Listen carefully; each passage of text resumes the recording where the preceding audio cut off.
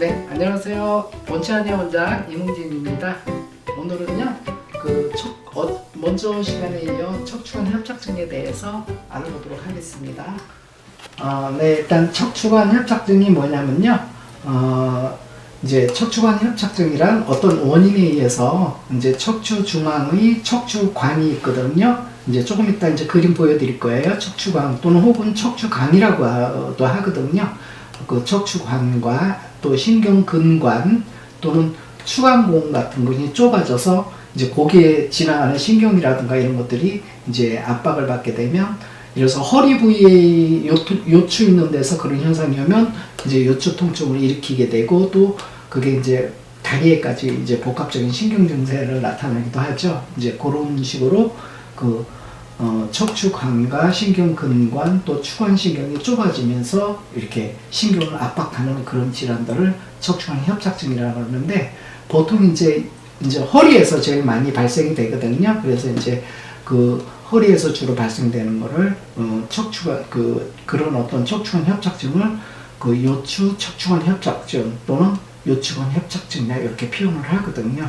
그리고 또 때로는 가끔 이제 목 부위에서도 이제 발생이 되는 경우가 있는데, 그럴 때는 특별히 경추 척추관 협착증이라 혹은 또는 경추관 협착증이라 그렇게 명명을 하고 있거든요.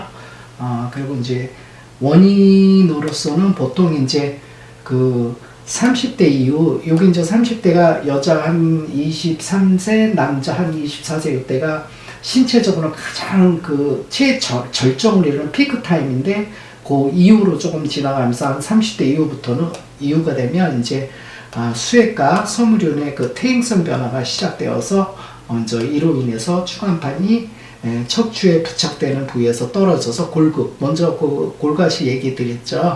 골극 모양으로 어떤 그런 것이 형성이 되게 되고, 또 동시에 그러면서 척추관을 구성하고 있는 후관절 돌기, 또 척추궁, 또 항색인대 등에서 변성이 오면서 두꺼워지게 되면 이제 척추관 전후, 좌우, 사방이 좁아지고, 여기에 척추가 전방 또는 후방으로 휘어지거나 어떤 변형이 되게 되면 척수와 척수신경근을 직접 누르게 되고, 그러면서 또 혈류 순환이 안 되고 혈류 장애를 일으키면서 이제 조직이 붓게 되거나 이러면서 신경 압박되는 증상을 나타내는 그런 질환들을 갖다 척추관 협착증이라고 하죠.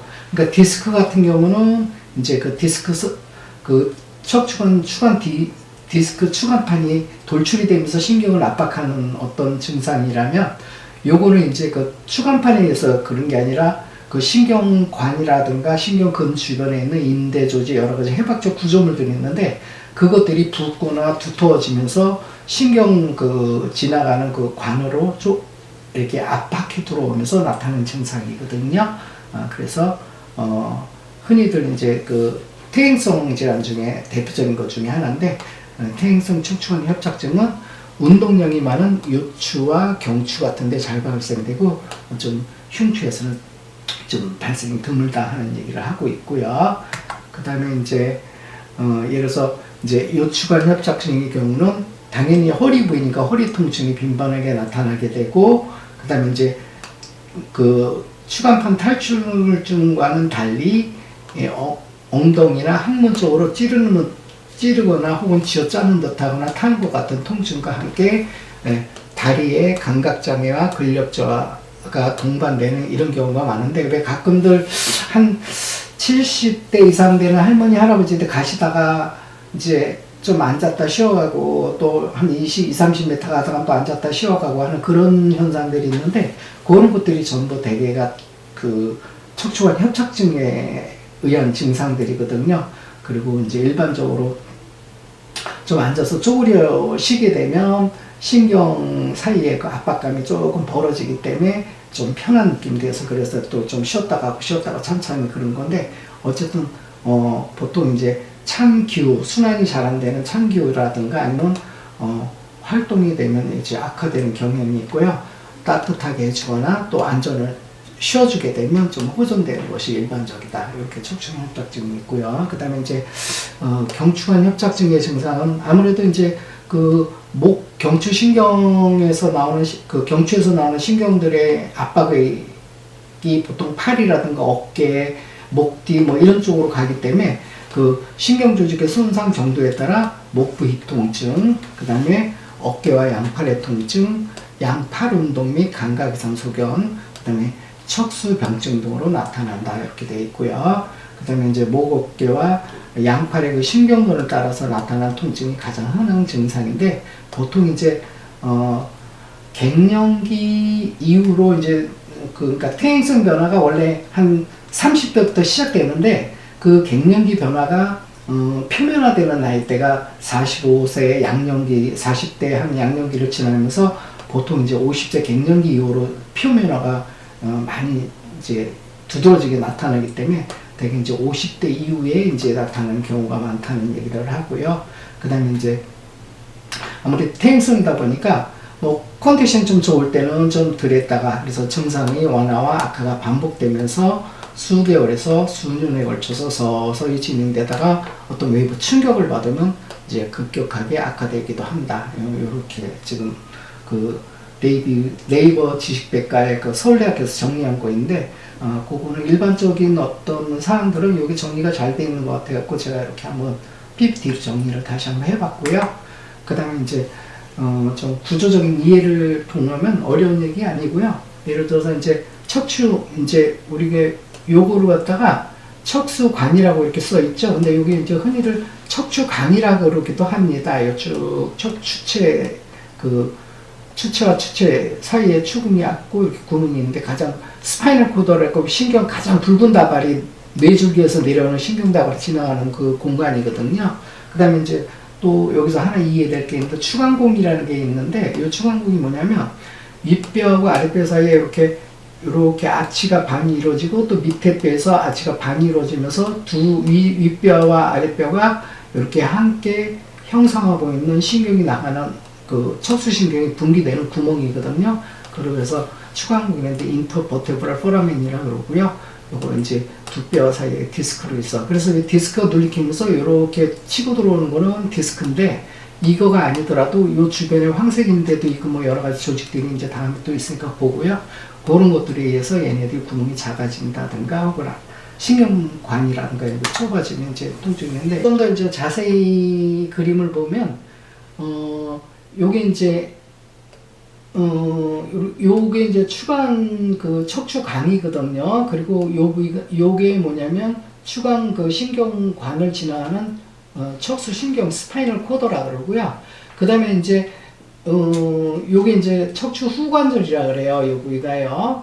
그 다음에 요 전체는 나름대로 추체고, 요게 이제 그 악궁이라 그랬고 추궁이라 그러는데, 추궁이 있고, 그 다음에 이게 트랜스버스 프로세스라 그랬고, 그 비행기로 얘기하면 그 꼬리 수직날개 같은 건데, 그 사이에 이렇게 보면 황색 인대라고 인대가 있어요. 그리고 요런 인대들이 있는데, 얘네들이 이제 이렇게 어떻게 그 퇴행성 병변이 좀 두꺼워지거나 이렇게 되게 되면 이 신경을 이렇게 압박을 하게 되거든요. 그러면서 이제 척추에 협착증이 생기고, 또 이제 이렇게 신경 나가는 길이 하나 이렇게 추간 신경근관이 있거든요. 거기에도 이제 여러 가지 주변의 조직들이 좀 두터워지거나 부으면서 이렇게 압박을 당하면 또 나름대로 통증이 일어나는데, 지금 그런 어떤 척추관 협착증에 대한 모식도와 정상은 이렇게 되어 있는데, 비정상은 뭐냐면 요게 이제 척추관 신경관이고, 요게 황색 인대가 이렇게 있고, 그런데 요거는 보면 인대가 두터워지면서 요 신경, 그 척수 스파이널 그 척수 신경을 많이 이렇게 압박을 하고 있죠. 요런 현상, 협착증이면 좁아진다는 뜻이거든요. 그러니까 병목 형상을 결국 이루어지게 하고요. 그 다음에 이제 요거는 척추관이고요. 그 다음에 요거 나가는 요 길이 요게 이제 신경근관이거든요. 또 요 부위가 또 압박을 당하면서 또 좁아지기도 하거든요. 예를 들어서 이제 이게 좁아지는 게 디스크가 디스크로 돌출되면서 이렇게 좁아지게 되면 그걸 디스크라 그러고요. 이거는 그렇진 않지만 다른 조직 주변에 요 신경관이라든가 신경근관이라든가 이런 부위의 주변에 어떤 조직들이 두꺼워지거나 순환이 안 돼서 붓게 되면서 이렇게 압박을 하게 되는 거, 그거를 바로 척추관 협착증이라 그래요. 그리고 이제 그림 밑에 보면 이제 여기도 이제 정상적인 거는 척추신경하고 그 다음에 요 척추관이거든요. 강하고 나름대로 여유 공간이 있는데 척추관이라고도 하죠. 그 나름대로 여유 공간이 있고 그 사이는 바로 뇌척수액이 이제 흘러다니는 거거든요. 근데 이제 이것들이 어떤 병태를 일으키면서 주변의 인대라든가 점막이라든가 이런 것들이 많이 붓게 되면 이렇게 두텁게 조직이 비유화가 되고, 혹은 이제 여기 또 후종인대라는 게 여기 그 추체 뒷면으로 길게 이제 세로로 후종인대가 이렇게 딱 진행하게 돼 있는데, 걔네들이 또 이렇게 붓게 되는, 이렇게 두터워지는 현상들이 되면서 또 척추의 그 관을 갖다가 좁아지게 만드는 현상이 있죠. 특히 그 후종인대가 골아되면서 좁아지게 할 때 그걸 특별히 후종인대 골화증이라고들 많이 하죠. 예, 그렇게 돼서 이렇게 이제 신경 나가는 그 공간에, 원래 비어있을 공간이 주변 조직들이 두껍게 이렇게 거의 없는, 이렇게 얇게 이렇게 돼 있다, 이렇게 두껍게 돼 있죠. 그리고 또 황색인대라고 또 이렇게 되면서 여기 주변 이렇게 얇게 있어야 되는데 두껍게 이렇게 되면서 이 관을 갖다가 협착시켜서 병목구간을 형성하게 만들어지고, 또는 신경근관에 이런 병목구간을 형성이 되는 거예요. 이런 질환들을, 이런 어떤 현상이 일어나서 이 신경, 그 척추신경이 눌리킨다든가 아니면 신경근들이 눌리켜지면서 허리가 아프거나, 혹은 이 신경이 분포하는 그 영역을 따라 다리가 여러 가지 감각 이상, 여러 가지 그 운동 이상, 이런 증상들을, 힘이 빠지거나 이런 것들을 나타내는, 내게 하는 그런 어떤 증상들을 척추관 협착증이라고 하거든요. 그러니까 어떻게 보면 디스크하고요, 이쪽에 협착증하고 한 끗 차이예요. 어쨌든 기본 병태는 조금 이따 이제 설명 더 드릴 거고요. 이렇게 지나가고, 그 다음에 이제 척추관 협착증의 진행 과정은 처음에는 이제 조금 여유가 있다가 점점 빡빡하게 이렇게 쪼여간다는 얘기고요.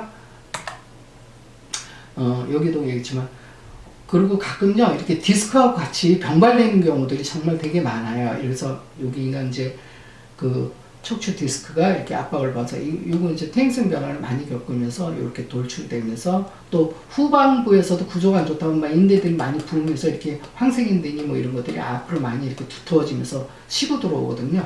그렇게 되면 자연스럽게 이 공간이라든가 아니면 아까 같이 신경, 그 윗뼈하고 아랫뼈 사이에 신경공에서 나가는 신경근관들이 있는데, 그런 데이 좁아지게 되면서 신경이 압박받는 현상을 바로 신경관이라고 그러고, 척추관 협착증이라고 그러고요. 이제 MRI상 사진 보면 여기 보면 이렇게 공간이 척추관이 이렇게 넓게 있는데, 여기 이제 척수신경이거든요. 스파이널 코드인데, 여기 보면 주변 인대들이 이렇게 거멓게 이렇게 두터워져 있죠. 이게 이제 특히 이제 황색인대 쪽에서 많이 두터워지거든요. 그러면서 요 신경, 요 중앙에 있는 원래 동그랗게 있는 신경 그 스파이널 코드를 압박을 해서 요 공간을 많이 그 협착을 시키고 있고, 목을 조이고 있죠.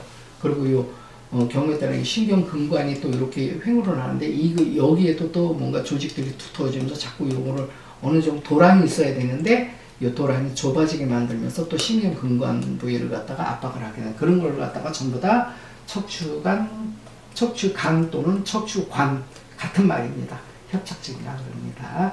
그래서 이게 이제 실제 협착증에 대한 그 MRI 사진입니다.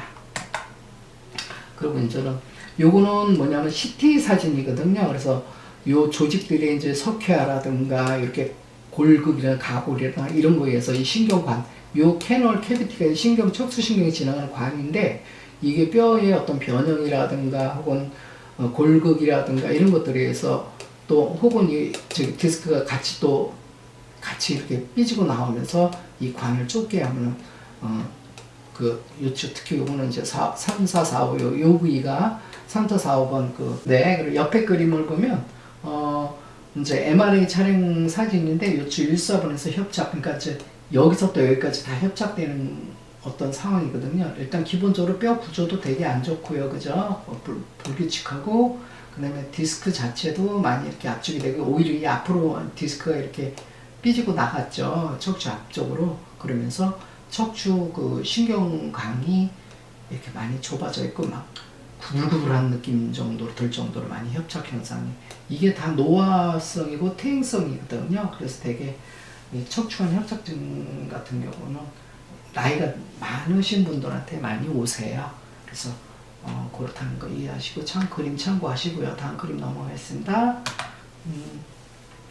네, 이것도 결국은 그 척추관 협착증에 대한 MRI 사진인데 이런 부위들 전부 이렇게 막 병목고관식으로 이렇게 쫙 통과가 돼야 되는데 조직들이 막 삐죽삐죽 나오면서 이 척추관 자체를 많이 이렇게 침습을 하면서 신경 그 가는 길들을 이렇게 압박을 하고 있죠. 이 그림도 보면 이런데 특히 많이 이렇게 허옇게 보이면서 여유가 있어야 되는데 이게 신경 막 조직들이 삐지고 나오고 뒤에서도 막 이렇게 불규칙하게 부풀어 오르면서 이렇게 신경관을 꽉 막고 있다는 거, 이런 것들 자체가 다 척추관 협착증 현상이거든요. 특히 여기는 아주 디스크가 앞으로도 빠져나가고 뒤로도 막 빠져나가고 이렇게 아주 복잡하게 그 형성이 되어 있네요. 그래서 이제 흔히들 이제 척추관 협착증의 치료를 어떻게 하냐면 이제 흔히들 보존적인 치료로는 우선 뭐 잘 알다시피 안정과 운동 제한을 좀 하기도 하고요. 그다음에 이제 흔히들 약물 치료로는 이제 수염진 동제라든가 근육이완제 등을 투여하기도 하고요. 그다음에 이제 어떤 허리에 보조기 많이 했죠? 보셨죠? 허리에 보조기를 착용해서 좀 지지력을 갖다가 이렇게 좀 보조해주면서 이렇게 허리가 압축되는 걸 좀 막아주고요. 그다음에 물리치료죠. 열치료, 온열치료를 해준다든가 초단파 치료, 마사지, 견인치료 등의 그 물리치료법을 도입하고 있고요. 그다음에 이제 급성기 증상이 완화된 후에는 이제 등축성 운동이죠. 이제 생활 속에서 허리를 이렇게 굴곡 운동을 시켜서 이제 뼈 사이가 이렇게 좀 벌어지게끔 그런 자세를 취하는 운동을 하게 해서, 그래서 흔히들 쪼그려 앉게 되면 자연스럽게 바로 요 굴곡성 운동이 이렇게 형성이 되기 때문에 자연스럽게 좀 편해지거든요. 그래서 보통 한 70대 이상, 80대 뭐 이런 할머니, 할아버지들이 가시다가는 이렇게 조금 쪼그려서 앉았다 쉬어가고 하는 것들이 바로 은연 중에 이런 허리에 어떤 굴곡 운동을 유도해 주면서 뼈 사이가 좀 벌어지는 효과를 누리는 거고요.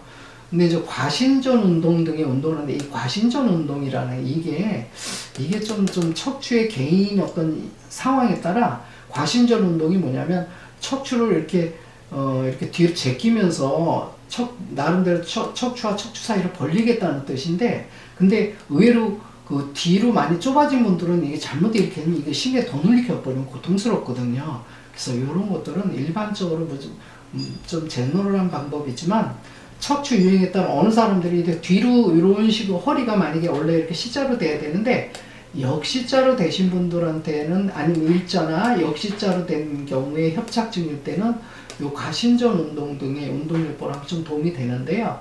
이미 이렇게 많이 휘어져 있는 분들, 그래서 원래 가볍게 C자인데 과전만 됐다 그러거든요. 허리가 이런 분들한테 너무 제끼는 운동을 하게 되면 오히려 척추 사이의 뒷부분을 더 추간 신경공이라든가 아니면은 그 척추관을 너무 오히려 더 비잡게 만들고 협착을 유도를 하기 때문에 오히려 더 고통스러워요. 그래서 그거는 척추의 어떤 형상에 따라, 어떤 패턴에 따라 조금 구별을 해줘야지 누구나 다 따라하는 행동은 아닐 것 같아요.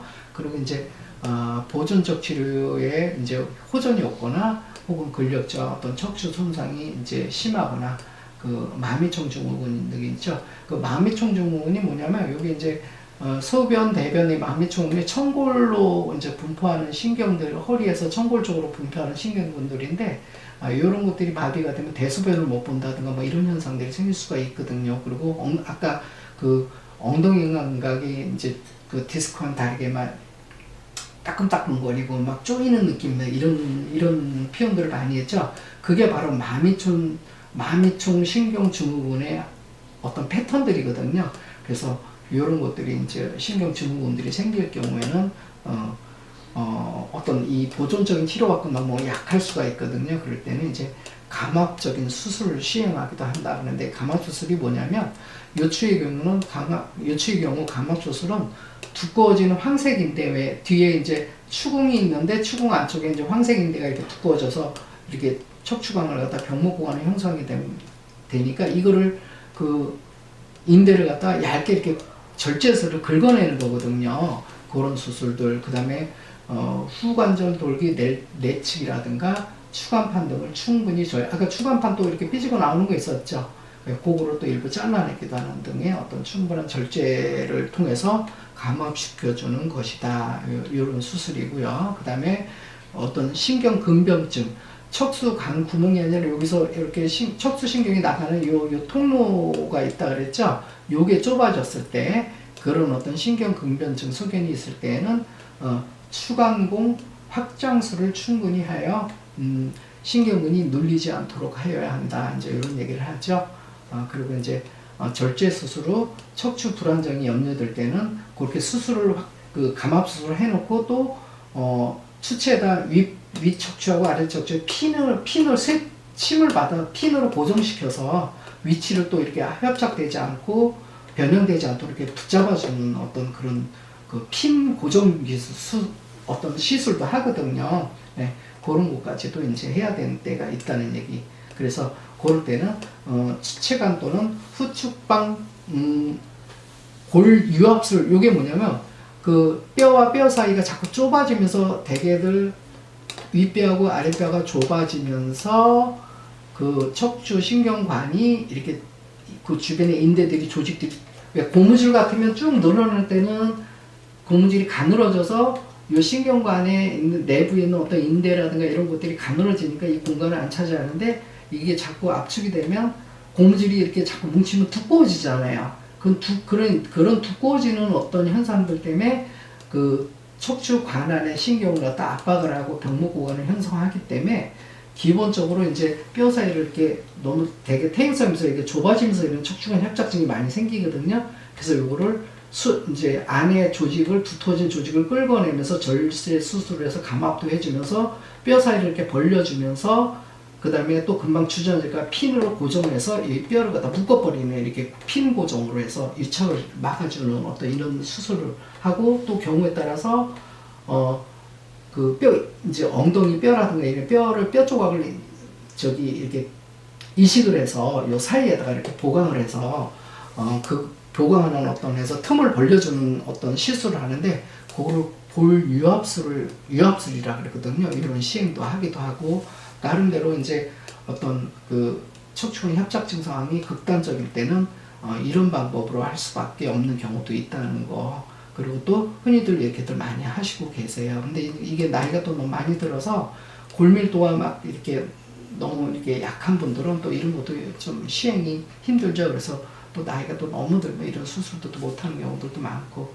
또 요새는 그 뭐 뼈 골밀도가 이렇게 약해지면 여기다 뭐 시멘트 같이 뼈를 보강해서 시멘트 뼈 성분에 시멘트를 해주는 어떤 그런 것까지 동원하면서 나름대로 참 그런 방법들이 여러 가지가 있더라고요. 그래서 이제 여러 가지 금속 내 고정들 핀 고정한다는 얘기입니다. 이렇게 해서 그러니까 조직이 두꺼워지면 척추관을 압박하는 어떤 조직을 끌어내면서 뼈 사이도 벌리고 고정시키고 그 다음에 뼈를 갖다가 좀 이식해서 틈을 또 이렇게 보강해서 벌려주는 작업도 하고 그것도 부족하면 완전히 금속 그 핀 고정으로 확실하고 뭐 요새 뭐 풍선 확장술이니 뭐 이런 것들도 많이 나오더라고요. 어쨌든 그런 방법을 하고요.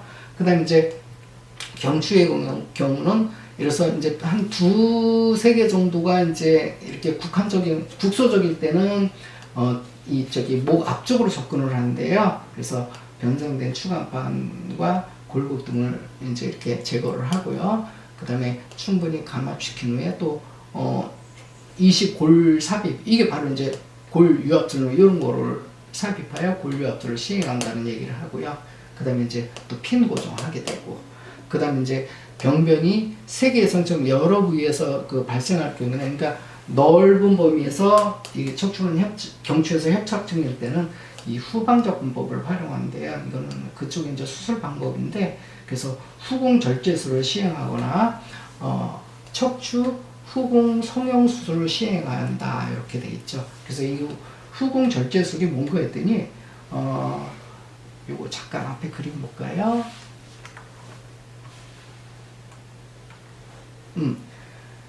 여기 요거 볼까요? 요게 이제 요 후관절 요 척추관 요쪽 요게 이제 추궁이거든요. 그리고 요 추궁인데 여기 이렇게 잘라내서 여유 공간을 이렇게 확보를 해서 이렇게 벌어지게끔 만드는 어떤 그런 수술도 하고 그러더라고요. 특히 후종인데 그렇죠. 요거죠. 요게 이제 추궁인데, 여기는 페디클이고, 요쪽이 라미나로 인해서 추궁을 이렇게 형성이 되는데, 여기를 아예 그냥 절개를 해버려서, 이게 폐쇄되어 있는데, 여기를 이렇게 잘라내서 오픈을 시켜 놓더라고요. 그리고 또, 여러 가지 이제 기법들이 있나 봐요. 그러면서 신경이 삐지고 나오면 열어놓은 쪽으로 약간 신경이 여기서 압박을 하니까 이쪽으로 삐지고 나서 좀 피할 수 있는 공간을 마련하기 위해서 후궁절제 수술 뭐 이런 거를 하기도 하더라고요.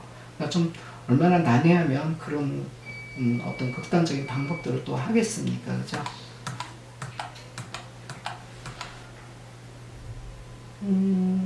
네, 그래서 이제 이렇게 그 후궁 성형 수술 같은 거 시행해서 이렇게 한다는 얘기를 하고요. 근데 이 정도 되면은 참 괴롭죠, 사실은. 그래서 좋기는 이 정도 단계 때 치료를 받는 게 제일 좋은데, 대개도 요럴 때는 이제 뭐 한의원 가서 침도 맞고 물리치료니 저쪽에 가면 여러 가지 그런 것들을 했는데, 요때들 대개들 충분한 치료들을 못 하세요. 그냥 증상들이 그닥 이제 심각하지 않다 보니까.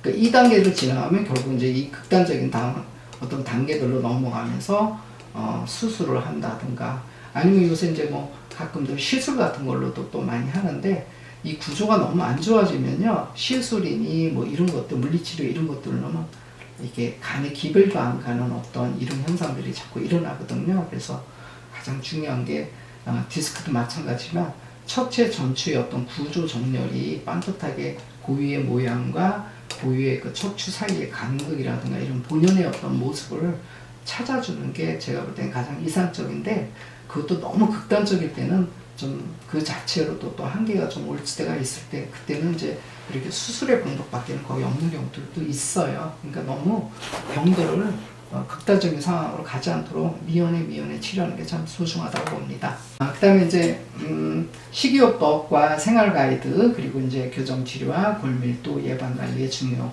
척추 협착증이 제대로 다루기 위해서는 기본적으로 해야 될 작업들이 있어서 조금 이렇게 제목을 잡았고요. 척추관 협착증은 퇴행성 질환이다. 그죠? 누구나 알고 퇴행성 질환이기 때문에 평상시에 이제 무거운 물건을 나르는 등에 척추에 무리가 가지 않게 하는 거 중요하다는 거 너무 당연하죠.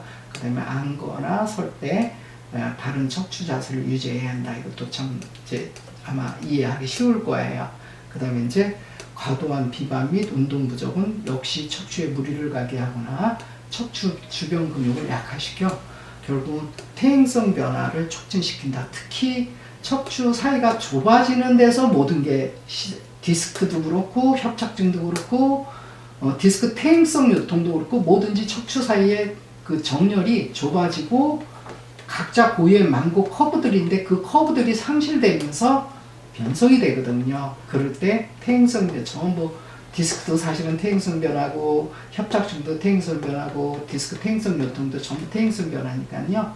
그런 그 척추 관리, 바른 자세의 척추 관리가 전체 거시적인 차원에서도 되게 중요하고, 그 뼈 하나하나 사이에 그 틈을 갖다 유지 않으면 또 그 척추 기립근이라든가 척추 주변의 고유의 여러 가지 그 간극을 유지하는 근육근들이 서로 구조역학적으로 많이 이렇게 그 붙어 있는데, 그 평상시 운동 관리를 통해 줘야 걔네들이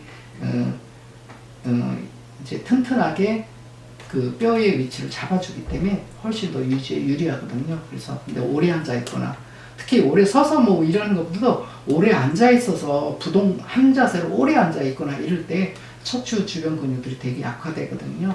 그러니까 이제 그럴 때 또 뼈사이가 많이 이렇게 좁아지면서 퇴행성 변화를 많이 일으키고 순환장애도 많이 되니까, 특히 이런 거에다 순환장애까지 더 안 되면 이제 퇴행성 변화는 아주 그 불러들이는 거거든요. 그러니까 기본 관리 요거 무슨 말인지 금방 이해 가실 거예요. 제 강의를 여태까지 들으셨으니까.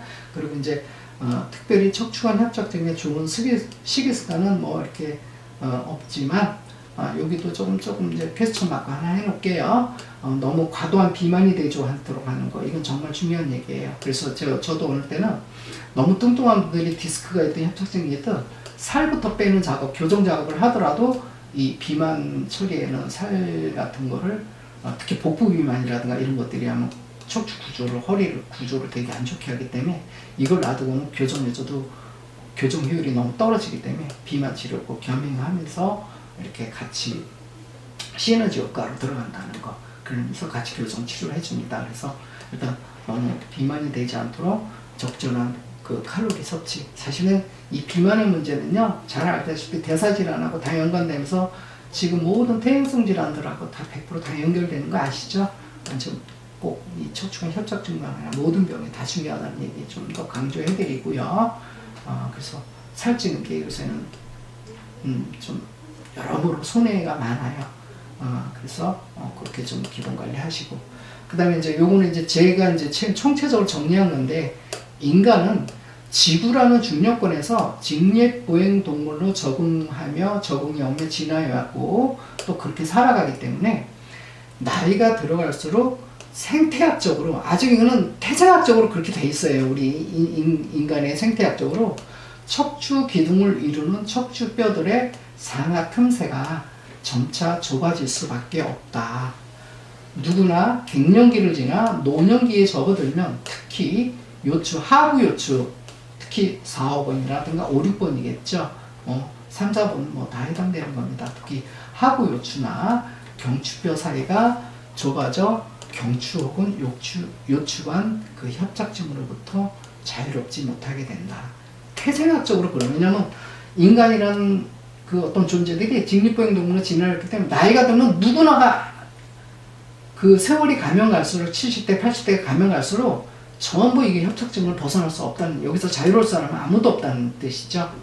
그래서 그러므로 평상시부터 아예 젊었을 때부터 척추관 협착증으로 이행되지 않도록 바른 자세 생활화 및 걷기나 스쿼트 운동 등 어떤 적당한 근력 강화 운동 등을 생활화함과 동시에 전문적인 척추 교정 치료와 관리를 통해서, 그러니까 이제 평상시에 좀 이렇게 재테크, 우리 그 노후 대책을 위해서 재테크도 많이 하잖아요. 근데 재테크만 하지 말고 수테크라 그러죠. 건강테크도 좀 평상시에 이렇게 해갖고 좀 안 좋다 그러면은, 조금 안 좋다 그러면 충분히 그쪽 분야의 전문적인 어떤 그 전문적인으로 그 척추 교정이라든가 관리를 해주는 데를 좀 이렇게 관리를 받으시면서, 그냥 마사지라든가 이런 정도로만 해요. 또 운동만으로 이렇게 하려고 그러지 마시고요. 조금 더 전문적인 척추 교정 치료와 관리를 통해서 척추의 어떤 퇴행병변이 쉽게 진행되지 않도록 예방 관리하는 것이 제일 중요하다는 얘기 또 다시 한번 강조드립니다. 그리고 이제 또 한 가지는 특히 이제 나이가 들면서 골다공증이 이렇게 많이 진행이 되잖아요. 뼈에 어떤 어떤 결합 조직 성분들이라든가 칼슘 성분들이 이렇게 자꾸 빠져나가게 되면서 근골격계의 퇴행성 병변과 변형들이 쉽게 더 잘 초래가 되거든요. 이 골밀도가 낮을수록. 그래서 이제 골밀도 또한 나이가 들을수록 점점 약해지는 거는 뭐 불을 본듯 뻔한 거니까, 골밀도 또한 척추 질환의 소중한 요소이기 때문에 강근골 보정해주는 저희 한약재들이 정말 의외로 많아요. 그냥 단순하게 뭐 요새들 영양제라 그랬고 칼슘 보강하고 뭐 이런 얄팍한 이런 것들만 하는데, 그런 것들은 좀 더 뭐냐면 좀 명확하긴 한데 좀 약해요, 사실은. 그래서 제일 안타깝더라고요. 뭐 비타민 K니 뭐 이런 거 다 좋긴 한데, 이론적으로는 참 좋은데 실제 그 보강하는 그 작용은 우리 옛날에 그 강글고 하는 그 처방들 이런 것들을 차라리 1년에 한두 번 정도 이렇게 관리 차원에 드시는 것보다는 훨씬 더 이렇게 덜 효율적이더라고요. 늘 평생 먹더라도. 이제 강근걸 보정하는 이런 한약 처방도 좀 잘 활용하면 도움이 많이 되시니까요. 저 같은 경우는 이렇게 하죠. 전신 척추 교정이나 혹은 어떤 척추관 협착증이라든가 이런 구조가 안 좋은 데를 석회화 변형돼 있으면 석회화 변형까지 제거를 해주면서 다시 구조를 원래 건강에 가장 이상적인 건강했던 모습으로 리모델링 좀 더 찾아주고요. 근데 경우에 따라 필요하면 이렇게 한약 처방도 좀 해줘서 그 뼈를 잡아주는 그 인대 근육 힘줄들, 이 관절을 튼튼하게 해주는 그런 어떤 종합 처방을 써서 같이 시너지 효과를 내게 되면, 웬만하면 정말 극단적으로 수술할 상황이 아니게 되면은, 그런 경우이라면 웬만하면 다 회복이 되거든요. 그러니까 좀 잘 관리를 잘 했으면 좋겠습니다. 그리고 아마 이렇게 되면서 다시 한번 바른 척추와 자세는 인체 건강과 행복의 대들보라는 거. 그러니까 이제 근골격계 질환들 대표적인 디스크니, 협착증이니, 뭐 퇴행성 요추, 자골신경통이 뭐 이런 것뿐만 아니라 또 여기는 척추를 통해서 아까 내장으로 들어가는 오장육부 신경들이 다 여기서 분기가 되면서 더 들어가면서 오장육부의 기능들이 좌우가 많이 되기 때문에 결국은 근골격계뿐만 아니라 내과적인 질환들 또 중추신경 뇌척수 중추신경계의 기능이 약화되는 이런 여러 가지 조절 기능이 약화되면서 오는 모든 난치적인 질환들 면역계 질환들, 호르몬 질환들, 자율신경계 부조화증 뭐 이런 것들이 또 다 여기서 맞물고 들어가기 때문에 바른 척추와 자세는 인체 건강과 행복의 대들보라는 거. 마치 비유 들으면 이럴 것 같아요. 우리가 바지가 오래되면은 나이가 들고 퇴행성 나면 쭈글쭈글쭈글해서 바지가 이렇게 막 쭈그러들잖아요. 근데 구조적으로 쭈그러드는데 그거를 다리미로 바지를 쫙쫙 펴주면은 바지가 멋진 바지가 돼서 입을 때 경쾌하기도 하고 하듯이 마치 척추 구조를 잘 바로잡아주고 하게 되면요. 마치 온몸을 다리미로 쭉쭉 펴주는 거와 똑같은 효과가 있고요. 그 다음에 이제 구조가 반듯해지면 에너지의 흐름이라든가 기혈의 순환이라든가 이런 것들이 쭉쭉 펴지면서 그야말로 척추가 펴지면 인생도 펴진다는 거 명심하시길 바랍니다. 근데 척추가 찌그러지면요 인생도 에너지가 찌그러지고 건강도 찌그러지면서 인생도 찌그러져 들어가거든요. 이게 어떻게 보면 단순한 얘기 같지만 저한테는 되게 많은 내공과 경력과 모든 것들이 농축된 단순한 표현이 있는데 여기다 이렇게 반복적으로 자꾸 여기다 하는 거는 그만큼 이게 소중하다는 걸 저는 치료를 통해서 또 제가 이제 관찰을 통해서 많이 느꼈기 때문에 그렇게 강조해 드리는 거니까요. 이게 뭐 그런 말이야 뭐 이렇게 생각지 마시고요. 좀 유익 있게 좀 참고하시기 바랍니다. 네, 오늘 척추관 협착증에 대해서 알아봤는데요. 디스크나 척추관 협착증이나 뭐 이런 것들이 전혀 또 이렇게 별개처럼 이렇게 따로따로 떨어져서 나타나진 않아요. 또 어느 때는 이렇게 같이 혼재돼서 나타나는 경우도 진짜 많으니까요. 어쨌든 바른 척추 유지 잘 유지하시고요. 문제가 있다 싶을 때는 혼자 고민하지 마시고 전문가들 많잖아요. 특히 저한테 오시면 더 전문가 중에 전문가라고 자부할 수 있을 정도로 잘 이렇게 관찰하고 경험도 많고 노하우도 많고 그러니까 함께 이렇게 치료해 나가요.